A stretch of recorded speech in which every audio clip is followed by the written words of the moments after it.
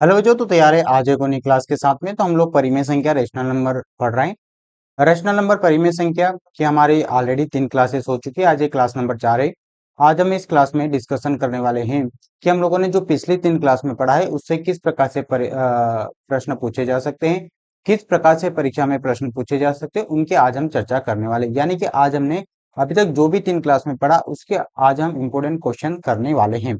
तो जो भी बच्चा आज हमसे पहली बार जुड़े हैं, चैनल को सब्सक्राइब कर देना है। और मैं आपको ये बता देता हूँ कि हम लोग इस चैनल पे आप लोगों को कंप्लीट जवाहर नवोदय विद्यालय कक्षा 9th के लिए तैयारी करवा रहे हैं। इसी प्रकार जैसे हम लोगों की मैथ्स की क्लासेस आ रही है, साइंस की क्लास आ रही है, उसी प्रकार हर सब्जेक्ट की क्लासेस आप लोगों को यहाँ पे मिलने वाली है। आप चाहे तो ये जो आप लोगों को यहाँ पे पढ़ाया जा रहा है, आप पीडीएफ नोट्स भी हमारे नवोदय अकेडमी ऐप को डाउनलोड करके वहां से प्राप्त कर सकते हैं।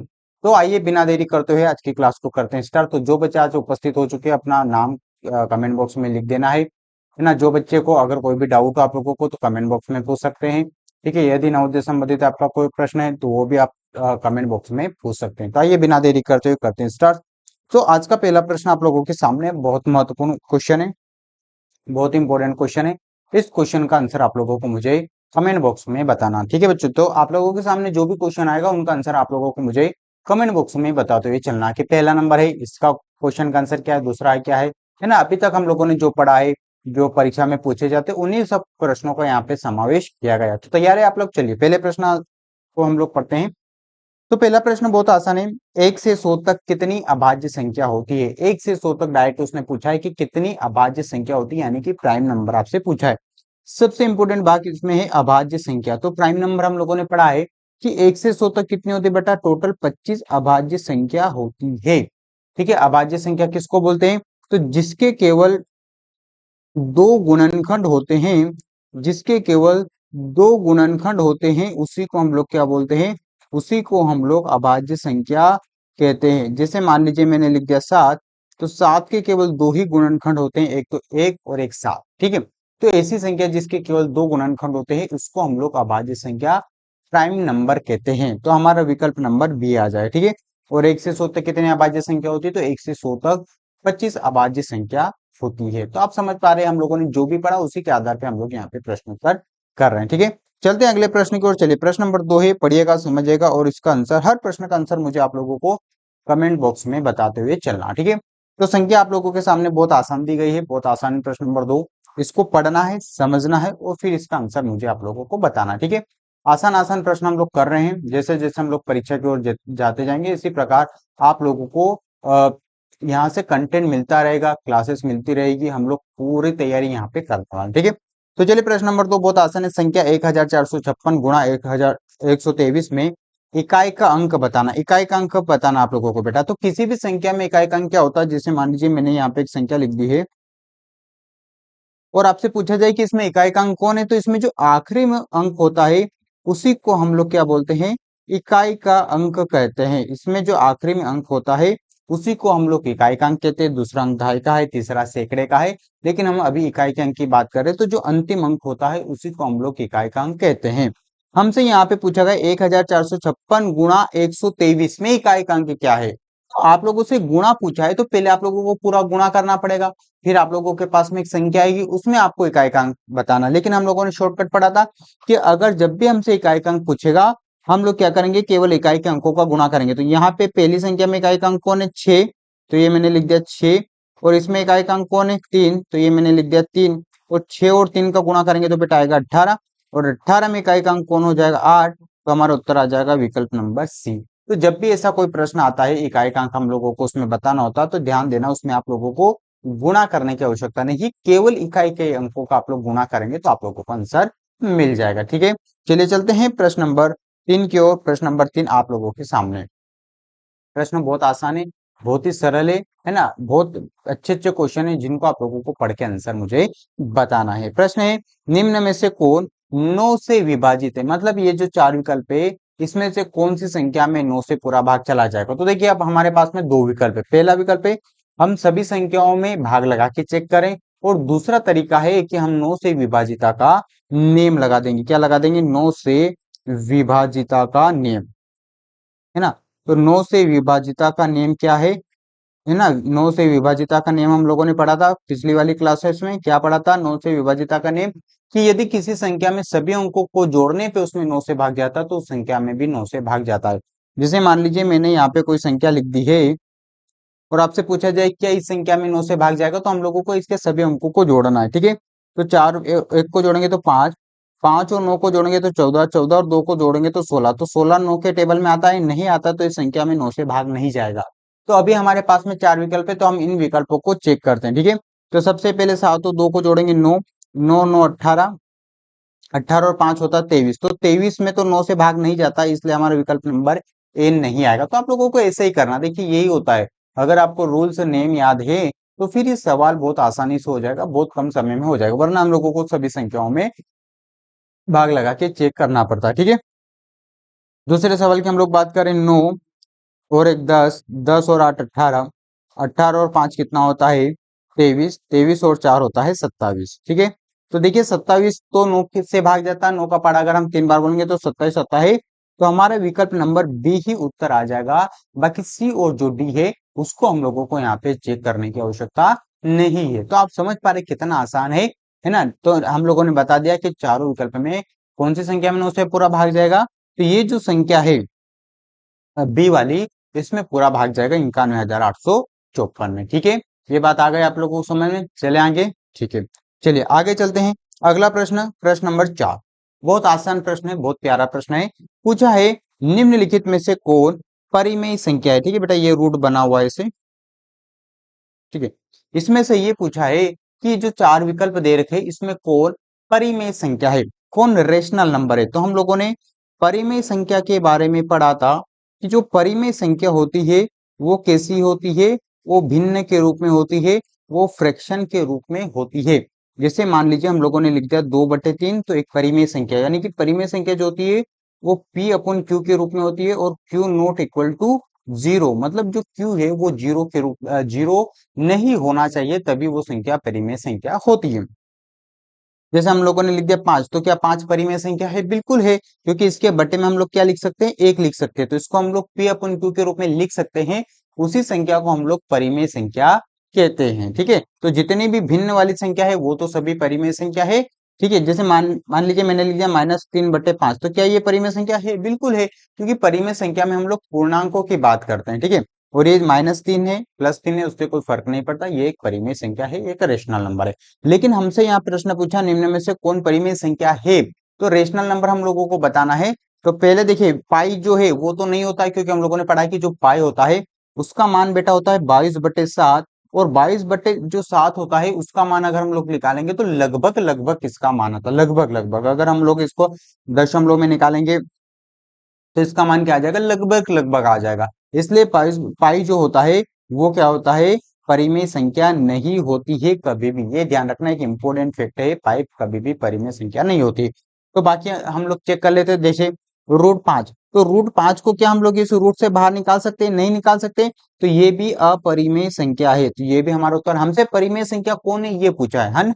फिर 7 की बात करते हैं, तो √7, क्या √7 को हम लोग बाहर कर सकते हैं किसी का वर्ग? क्या नहीं है, तो ये भी अपरिमेय संख्या। अब √9 बचा है, तो ये हमारा उत्तर हो जाएगा, है ना। कैसे हो जाएगा तो ध्यान समझना। जैसे √9 है बेटा, तो रूट जो 9 है, इसके जो 9 है इसका मान क्या होगा? तो इसको हम लोग 9 को 3 गुणा 3 लिख सकते हैं, और 3 का अगर एक जोड़ा बाहर बनाएंगे तो आएगा 3, और 3 एक परिमेय संख्या को इसके बटे में 1 लिख सकते हैं। इसलिए हमारा विकल्प नंबर डी यहाँ पे बिल्कुल राइट आंसर आ जाएगा। तो आपसे पूछा इसमें कौन परिमेय संख्या है, तो डी वाला बिल्कुल राइट आंसर। √9, जिन बच्चों ने विकल्प नंबर डी बताया है उनका बिल्कुल राइट आंसर हो जाएगा। ठीक है, चलते हैं अगले प्रश्न की ओर। प्रश्न नंबर 5, प्रश्न फिर से देखिए, अभी हम लोगों से परिमेय संख्या पूछा था, अब हमारे सामने आ गया निम्न में से कौन अपरिमेय संख्या है। आपको इसमें ये बताना है बेटा कि कौन इसमें अपरिमेय संख्या है। अपरिमेय संख्या किसको बोलते हैं? तो जिसको हम P अपन Q के रूप में नहीं लिख सकते हैं उसी को हम लोग क्या कहते हैं? अपरिमेय संख्या कहते हैं, इरेशनल नंबर कहते हैं। तो हमसे यही पूछा है निम्न में से कौन अपरिमेय संख्या है, तो हम लोगों को चारों विकल्प को चेक करना पड़ेगा। ठीक है, सबसे पहले हम लोग √25 को चेक करते हैं। क्या 25 को हम लोग 5 × 5 लिख सकते हैं, 5 × 5 भी 25 ही होता है। अगर एक इसमें जोड़ा बन रहा है इसका मतलब होगा 5, और 5 तो एक परिमेय संख्या है, तो विकल्प नंबर ए हमारा उत्तर नहीं होगा। फिर हम लोग चेक करते हैं 18। देखिए 18 तो परिमेय संख्या, 18/1 लिख देंगे, परिमेय संख्या हो जाएगा, इसमें कोई दिक्कत नहीं है। बी वाला भी नहीं है। सी वाला तो ऑलरेडी 2/7 दे रखा, तो ये तो परिमेय संख्या है। तो विकल्प नंबर डी आ जाएगा √7, क्योंकि अभी हम लोगों ने बात किया जो √7 होता है वो किसी का भी मान नहीं होता है, इसलिए कौन अपरिमेय संख्या हो जाएगा, √7 हो जाएगा। यानी कि विकल्प नंबर डी बिल्कुल राइट आंसर हो जाएगा। जिन बच्चों ने विकल्प नंबर डी बताया है उनका बिल्कुल राइट आंसर हो जाएगा। ठीक है, तो हम लोग परिमेय अपरिमेय संख्या है, बहुत इंपॉर्टेंट है, परीक्षा में इससे प्रश्न पूछे जाते हैं और इतने ही आसान प्रश्न आप लोगों से पूछे जाते हैं। ठीक है, आगे जाके हम लोग प्रीवियस ईयर के पेपर भी करने वाले हैं। प्रीवियस ईयर में कौन कौन से परिमेय संख्या से प्रश्न पूछे गए उनकी भी हम लोग आगे जाके चर्चा करने वाले हैं। ठीक है, चलिए अगला प्रश्न है प्रश्न नंबर 6। ये पूरी संख्या दी गई है, इसमें भी आपसे इकाई का अंक पूछा है। वही अभी हम लोगों ने जो किया है वही यहाँ पे पूछा है कि जो संख्या दे रखी है इसमें इकाई का अंक क्या होगा। तो हम लोग क्या करते हैं बेटा, सभी अंकों में इकाई के अंकों का गुणा कर लेते हैं। ठीक है, तो देखिए यहाँ पे 3 दे रखा, तो 3 और 3 का गुणा करेंगे तो कितना हो जाएगा, 3 और 3 का गुणा करेंगे तो 9, और 9 में इस 5 का गुणा करेंगे तो कितना हो जाएगा, 45, है ना। और 45 में अगर हम लोग 0 से गुणा करते हैं तो पूरी संख्या क्या हो जाती है, 0। याद रखना, किसी भी संख्या में अगर हम लोग 0 से गुणा करते हैं तो पूरी संख्या को ही 0 कर देता है। तो इसमें इकाई का अंक क्या हो जाएगा बेटा, 0 हो जाएगा। विकल्प नंबर ए यहाँ पे राइट आंसर हो जाएगा। ठीक है, तो अगर ये पूरे को ही 0 कर देगा, क्यों, क्योंकि 0 इसके पूरे के साथ में क्या कर रहा है, गुणा बना रहा है। और अगर किसी भी संख्या में हम लोग 0 से गुणा करते हैं तो पूरे सवाल को ही 0 कर देता है। ठीक है, तो ये तो बहुत आसान है, विकल्प नंबर ए यहाँ पे राइट आंसर हो जाएगा। चलते हैं अगले प्रश्न की ओर। प्रश्न नंबर 7, निम्न में से कौन सी संख्या अभाज्य। अभी हम लोगों ने बात की थी अभाज्य संख्या, प्राइम नंबर उसको बोलते हैं जिसके केवल 2 गुणनखंड होते हैं, उसी को हम लोग क्या बोलते हैं बेटा, उसी को हम लोग अभाज्य संख्या कहते हैं। 2 गुणनखंड का तात्पर्य क्या हो गया कि वो केवल 2 ही पहाड़े में आती है, एक के पहाड़े में तो दुनिया की सभी संख्या आती है और एक स्वयं के पहाड़े में आती है। ठीक है, तो निम्न में से कौन सी संख्या अभाज्य, तो आप लोगों को अभाज्य संख्या बताना है तो बता दीजिएगा। कौन सी हो जाएगी, 25, 25 तो 5 के टेबल में आता है, ये तो नहीं होगा।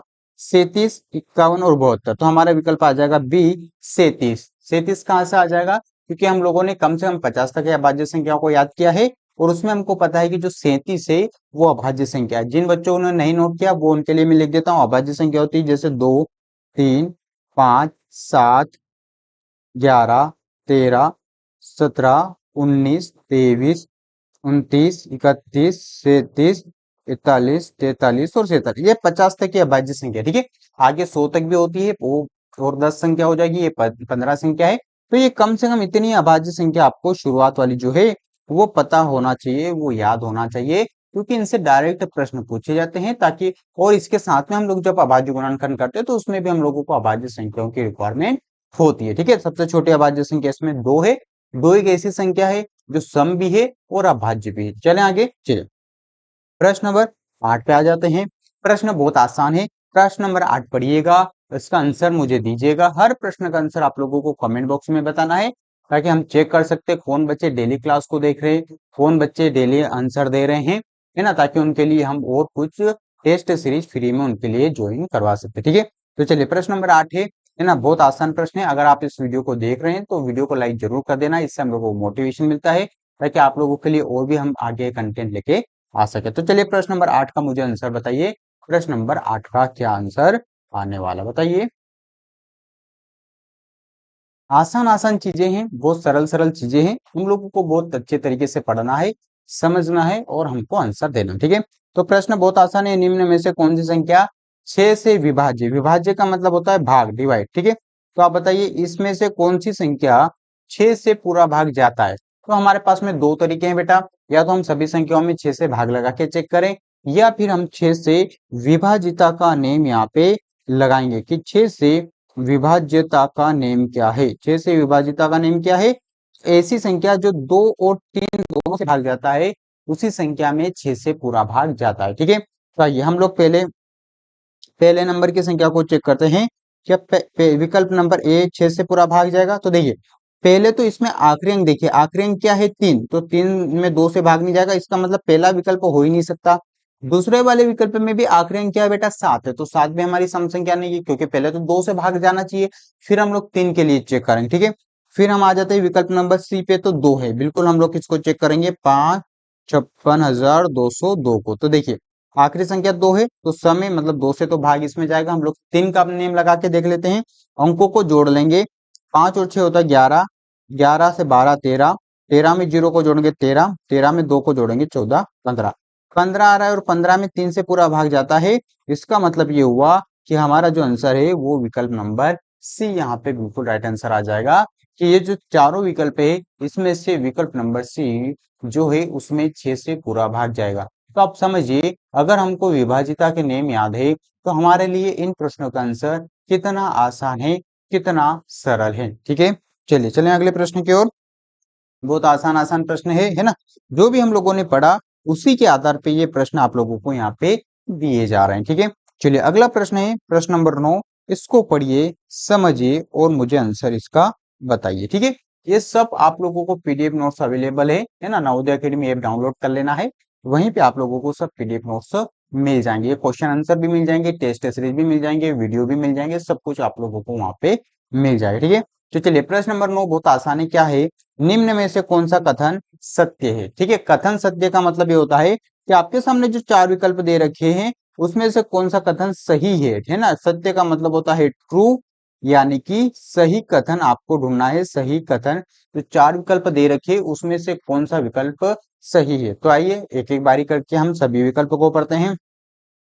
पहला विकल्प है √5, है ना, परिमेय संख्या है। क्या √5 परिमेय संख्या है? नहीं, हम लोगों ने पढ़ा है कि अंडर जो 5 है वो अपरिमेय संख्या है, तो ये वाला विकल्प तो गलत हो गया, है ना, क्योंकि असत्य है, √5 परिमेय संख्या नहीं, ये तो अपरिमेय संख्या है। जीरो आगे, जीरो परिमेय संख्या है, बताइए जीरो परिमेय संख्या बिल्कुल है, हमारा विकल्प नंबर बी हो जाएगा, जीरो एक परिमेय संख्या है। ध्यान रखना, आप लोग दो कॉन्सेप्ट ध्यान रखना बेटा, एक तो जीरो और एक पाई के बारे में। ठीक है, पाई कैसा है, पाई अपरिमेय संख्या है और जो जीरो है वो परिमेय संख्या है। ध्यान रखना, बहुत इंपॉर्टेंट है, बहुत पूछा जाता है, बड़े बड़े कॉम्पिटिशन एग्जाम में पूछा जाता है।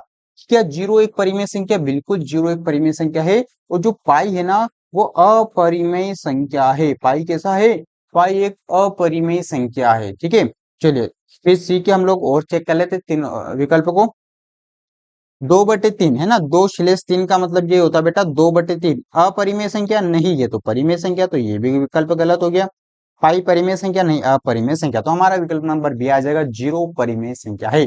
और ये ध्यान रखना, दोनों बातें नोट कर लेना आप लोगों को, तो जीरो परिमेय संख्या है और पाई जो है वो एक अपरिमेय संख्या। ये पाई जो है इसको हम लोग क्या पढ़ते हैं, पाई, ठीक है, पाई पढ़ते हैं इसको, इसका मान 22/7 होता है। जब हम जाके आगे जाके और कॉन्सेप्ट पढ़ेंगे, व्रत वाले सवाल करेंगे तो उसमें ये सब चीजें आने वाली। ठीक है, चलिए अगले प्रश्न की ओर। चलिए प्रश्न नंबर 10 पढ़िए, समझिए और मुझे आंसर। पूर्णांक के बारे में पूछा है, इंटीजर के बारे में पूछा है ना, तो आप लोग मुझे बताइए इसका आंसर क्या आने वाला है।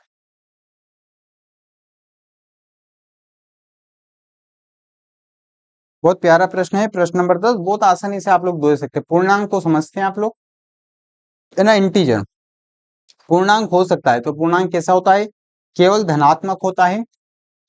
ठीक है, पूर्णांक केवल ऋणात्मक होता है, धनात्मक व ऋणात्मक दोनों होता है, या इनमें से कोई नहीं। बताइए क्या आएगा, पूर्णांक कैसा होता है, धनात्मक होता है, ऋणात्मक होता है, और धनात्मक ऋणात्मक दोनों होता है। बताइए बताइए पूर्णांक कैसा होता, तो हम लोगों ने नंबर लाइन को पढ़ा था, संख्या रेखा को पढ़ा था, जिसमें जो पूर्णांक होता है वो धनात्मक भी हो सकता है, वो ऋणात्मक भी हो सकता है। इसलिए हमारा विकल्प क्या आएगा, विकल्प नंबर सी आएगा, कि जो पूर्णांक होता है वो धनात्मक ऋणात्मक होता है, जैसे -3 है ना, +4, -9, ऐसे इस प्रकार से होता है पूर्णांक, है ना, तो धनात्मक ऋणात्मक दोनों हो सकता है, तो हमारा विकल्प नंबर सी यहाँ पे राइट आंसर आ जाएगा। ठीक है, चलिए आगे, चलिए अगला प्रश्न है, निम्नलिखित में से असत्य कथन है। असत्य का मतलब होता है गलत कथन। ठीक है, हाल से आप लोगों को बताना है कि कौन सा कथन झूठ बोल रहा है। ठीक है, कौन सा कथन इसमें गलत है, 3 कथन इसमें सही है, एक कथन गलत है, उसी को आप लोगों को यहाँ पे चयन करना है। तो बताइए निम्न में से असत्य कथन कौन सा है, गलत कथन कौन सा है। तो आप लोगों को ध्यान से पढ़ना है और मुझे आंसर बताना है कि कौन सा कथन असत्य है। ठीक है, चलिए, चारों ध्यान से पढ़ना। 3 कथन इसमें बिल्कुल राइट है, 3 विकल्प इसमें बिल्कुल राइट है, एक कथन इसमें गलत है। उसी गलत कथन को हम लोगों को ढूंढना है और आंसर करना। तो बताइए जल्दी से गलत कथन कौन सा है ना। हर प्रश्न का उत्तर मुझे कमेंट बॉक्स में देना है ना। हर एक प्रश्न का उत्तर आप लोगों को मुझे कमेंट बॉक्स में बताना है। चलिए बताइए, निम्न में से असत्य कथन कौन सा है, गलत कथन कौन सा। चलिए पढ़ें। हो गया, आप लोगों ने बता दिया को। चलिए हम लोग मिलाते हैं। पहला, प्रत्येक पूर्ण संख्या परिमेय संख्या है। ये तो राइट है भैया। प्रत्येक पूर्ण संख्या की शुरुआत कहां से होती है? जीरो से। तो जीरो, एक, दो, तो जीरो भी परिमेय, एक भी परिमेय, सब संख्या आगे की परिमेय संख्या होगी। तो ये कथन तो बिल्कुल राइट है, इसमें तो कोई दिक्कत नहीं है। प्रश्न नंबर दूसरा, प्रत्येक प्राकृत संख्या परिमेय संख्या। प्राकृत संख्या की शुरुआत एक से होती है, एक, दो, तीन, आगे की संख्या सभी यही होती है। और ये तो क्या होती है फिर? तो प्रत्येक प्राकृत संख्या भी परिमेय संख्या। तो ये कथन भी बिल्कुल राइट। हमको असत्य बताना, हमको लोगों को गलत बताना है, ठीक है। अगला, प्रत्येक प्राकृत संख्या पूर्ण संख्या है। देखिए, ये मैंने ऊपर लिखी पूर्ण संख्या है, ठीक है। क्या लिखी? पूर्ण संख्या। और नीचे क्या लिखी है? प्राकृत संख्या, ठीक है। ध्यान समझिएगा, ऊपर क्या लिखी मैंने? पूर्ण संख्या। तो ध्यान समझिए बच्चों, क्या बोला इसने? प्रत्येक ये जो प्राकृतिक संख्या है, ये पूर्ण संख्या हो सकता है क्या? नहीं हो सकता है। क्यों? क्योंकि पूर्ण संख्या में तो जीरो भी है ना। आ रहे ना बस। क्या बोला इसने? प्रत्येक प्राकृत संख्या पूर्ण संख्या। ये तो बिल्कुल राइट है ना। अरे प्राकृत संख्या पूर्ण संख्या है, क्योंकि देखिए, पूर्ण संख्या की शुरुआत एक, दो, तीन ऐसे होती है। और हमारी प्राकृत संख्या की शुरुआत एक, दो, तीन। तो ये जो प्राकृत संख्या इस पूर्ण संख्या के अंदर है, तो सभी प्राकृत संख्या पूर्ण संख्या है, ये पूछा इसने। प्रत्येक प्राकृत संख्या पूर्ण संख्या है, ये पूछा। बताइए, आप लोग बताइए आंसर जल्दी। अरे आप लोगों को बात समझ में? ये सभी प्राकृत संख्या इस पूर्ण संख्या के अंदर है, तो ये विकल्प भी हमारा क्या है कि प्रत्येक प्राकृत संख्या पूर्ण संख्या है। लेकिन हम लोग विकल्प नंबर डी की बात करें, प्रत्येक पूर्ण संख्या प्राकृत संख्या। क्या ये सभी पूर्ण संख्या प्राकृत संख्या हो सकती? नहीं हो सकती। क्यों? क्योंकि भैया पूर्ण संख्या में तो जीरो भी होना चाहिए और प्राकृत संख्या में जीरो नहीं है। इसलिए हमारा विकल्प क्या हो जाएगा? डी हो जाएगा। कि जो विकल्प नंबर डी है, ये कैसा है? असत्य ही। ये विकल्प जो है वो गलत हो जाएगा, ठीक है। चलिए चलते हैं आगे। अगला प्रश्न, प्रश्न नंबर 12, ठीक है। प्रश्न नंबर 12 पढ़िए और मुझे इसका आंसर बताइए, ठीक है। बहुत आसान आसान प्रश्न है, बहुत सामान्य सामान्य प्रश्न हम लोग कर रहे हैं ना। ऐसे ही परीक्षा में प्रश्न पूछे जाते हैं, जो भी हम लोगों ने टॉपिक पढ़ा है, डिस्कशन किया, ठीक है। वास्तविक संख्या होती है। वास्तविक संख्या किसको बोलते हैं? यहाँ से हमसे पूछा गया। तो हम लोगों ने पढ़ा था वास्तविक संख्या रियल नंबर। तो वास्तविक संख्या परिमेय और अपरिमेय दोनों संख्याओं से मिलकर बनती है वास्तविक संख्या। तो विकल्प नंबर आ जाएगा हमारा सी, ए और बी दोनों। क्योंकि भाई परिमेय संख्या जो होती है, जो वास्तविक संख्या होती है, वो परिमेय अपरिमेय दोनों संख्या होती है। यानी कि अगर हम परिमेय संख्या और अपरिमेय संख्या दोनों को अगर हम लोग जोड़ लेते हैं, तो क्या निकल के आती है? वास्तविक संख्या निकल के आती है। इसलिए हमारा कौन सा उत्तर हो जाएगा? विकल्प नंबर सी राइट आंसर हो जाएगा, ठीक है। चलिए चलते हैं अगला प्रश्न। प्रश्न नंबर बहुत आसान है। 126 की घात 54 में आप लोगों को इकाई का अंक बताना। चलिए बताइए, कर लिए। बहुत आसान प्रश्न है। 126 की घात 54। देखना, जब भी हम लोगों से इस प्रकार से प्रश्न पूछा जाएगा, तो आप लोगों को घात को देखना बेटा।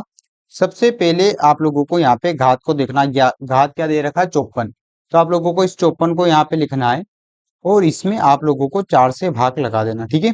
4 से भाग लगाएंगे, 4 एकम 4, ऊपर से उतारा 4, 4 का पढ़ा 3 बार बोलेंगे तो 12, ठीक है।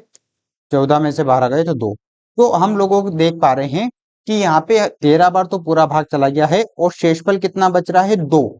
तो आप लोगों को 126 में 126 का गुणा कर लेना है। और इसमें भी आप लोगों को पूरा गुणा नहीं करना है, केवल किस अंक का करना है? इकाई का अंक। क्योंकि हमसे इकाई का अंक पूछा है, तो हम लोग इकाई का अंक कौन? इसमें 6 और इसमें 6, और 6 में 6 का गुणा करेंगे तो बेटा आएगा 36, और 36 में इकाई का अंक कौन हो जाएगा? 6। तो हमारा जो विकल्प है वो विकल्प नंबर ए यहाँ पे राइट आंसर हो जाएगा। तो जब भी घात वाला दे रखे, आप लोगों को उसमें 4 से भाग लगाना है और फिर आप लोगों को क्या करना है? उसमें जितने भी आप लोगों को शेषफल बचे, उस शेषफल में गुणा कर लेना है, ठीक है। उसमें भी केवल इकाई के अंकों का, ठीक है। चलिए अगला प्रश्न की हम लोग बात करते हैं, प्रश्न नंबर 14। प्रश्न नंबर 14 भी फिर से वही है। चलिए इस प्रश्नों का आप लोग करिएगा। तो जल्दी से बताइए 9 की घात 118 में इकाई का अंक क्या होगा। देखना, तो हम लोग क्या करते हैं बेटा, 118 में 4 से डिवाइडेड करते हैं, ठीक है। 4 से डिवाइडेड करेंगे, 4 दून 8, 3 4 नाम 36, ठीक है। कितना बच रहा है यहाँ पे, 2। तो हम लोगों को लिख देना है 9 की घात 2। और 9 की घात 2 का अगर हम लोग गुणा करेंगे, 9 में 9 का गुणा करेंगे तो कितना आ जाएगा, 81। तो 81 में इकाई का अंक कौन होगा, 1। तो हमारा विकल्प नंबर ए यहाँ पे राइट आंसर हो जाएगा, ठीक है। चलिए अगले प्रश्न की ओर चलिए। अगला प्रश्न बहुत आसान है, बहुत अच्छा प्रश्न है आप लोगों के सामने। 32 गुणा 5 संख्या 9 से विभाजित है, तो स्टार का मान आप लोगों को यहाँ पे बता। देखना यहाँ पे क्या दे रखा है, 32 और एक स्टार दे रखा है, और फिर 5 दे रखा, और ये बोल रहा है कि ये संख्या है, ये 9 से इसमें पूरा भाग चला जाता है, तो जो स्टार है उसका मान क्या होगा, ये आप लोगों को यहाँ पे बताना, ठीक है। तो हम लोगों के पास में दो तरीका है, या तो हम लोग 9 से भाग लगा लें, या हम 9 से विभाजिता का नियम भी लगा सकते हैं। 9 से विभाजिता का नियम क्या है, सभी अंकों को जोड़ने पे अगर उसमें 9 से भाग जाता है तो संख्या में 9 से भाग जाता है। तो पहले सभी अंकों को जोड़ लेते, 3 और 2 कितना होता है, 5, और 5 कितना होता है, 10। अभी हमारे पास में 10 है, ठीक है। चलिए 10 में 5 को जोड़ते हैं तो कितना हो जाता है, 15। तो 15 तो 9 से भाग नहीं जाएगा, इसलिए उत्तर नहीं होगा। फिर 10 में हम लोग कितना जोड़ेंगे, 8। तो 10 में 8 जोड़ेंगे तो 18। तो 9 के पारे में 18 आता है। तो इसका मतलब ये हुआ कि इस स्टार की जगह अगर हम लोग 8 रख देंगे तो वो संख्या 9 से पूरा भाग चला जाएगा। तो आप समझ पा रहे हैं, इस प्रकार से परीक्षा में प्रश्न पूछे गए थे। मैं आप लोगों को आगे जाके बताने वाला हूं कि कैसे परीक्षा में प्रश्न पूछे जाते हैं और किस प्रकार से हम लोगों को उसका आंसर देना होता है। तो ये आप समझ पा रहे हैं, यदि संख्या में 9 से विभाजित हो तो स्टार का मान क्या है, तो स्टार की जगह हम लोग क्या रखेंगे, 8। यानी कि अब ये संख्या बन जाएगी 3285। और अगर आप लोग 3285 में 9 से भाग लगाएंगे तो इसमें पूरा भाग चला जाएगा। ये बात आ रही, तो इसमें हम लोगों ने कौन सा नियम लगाया है, 9 से विभाजिता का नियम लगाया, ठीक है। चले आगे। चलिए बच्चे, तो आज की क्लास हम यहीं पे रखते हैं। हम लोगों ने 15 क्वेश्चन कर लिए हैं। उम्मीद करता हूँ कि आप लोगों ने इनके लगभग लगभग से आंसर दिए हैं। अगर एक दो क्वेश्चन गलत है तो आप लोग उसको रीचेक जरूर करिएगा। आप लोगों को ये सभी जो आंसर है आप लोगों को पीडीएफ नोट्स के रूप में हमारे नवोदय अकेडमी ऐप है ना, नवोदय अकेडमी ऐप जो है इसको डाउनलोड कर लेना है। यहाँ पे जो ये दिखाई दे रहा है, यहाँ पे आप लोगों को जाना है। फिर आप लोगों को फ्री मटेरियल में जाना है, और फ्री मटेरियल में क्लास 9 पे आप लोग जाएंगे तो उसके बाद में आप लोगों को पीडीएफ नोट्स मिल जाएंगे, वो आप लोग चाहे तो डाउनलोड कर सकते हैं। इसके अलावा ये जो क्लासेस है कंटिन्यू आप लोगों को इस ऐप पे दी जा रही है, तो आप लोगों को इस ऐप को जरूर डाउनलोड कर लेना, ठीक है बच्चों। तो आज की क्लास हम यहीं पे रखते हैं, और अगर नवोदय संबंधित आपका कोई भी प्रश्न है कमेंट बॉक्स में जरूर पूछिए। अगर कोई भी डाउट है तो भी आप कमेंट बॉक्स में जरूर पूछिएगा, ठीक है। तो आज की क्लास हम यहीं पे रखते हैं, अब आप लोगों से अगली क्लास में मुलाकात होगी, तब तक के लिए थैंक यू।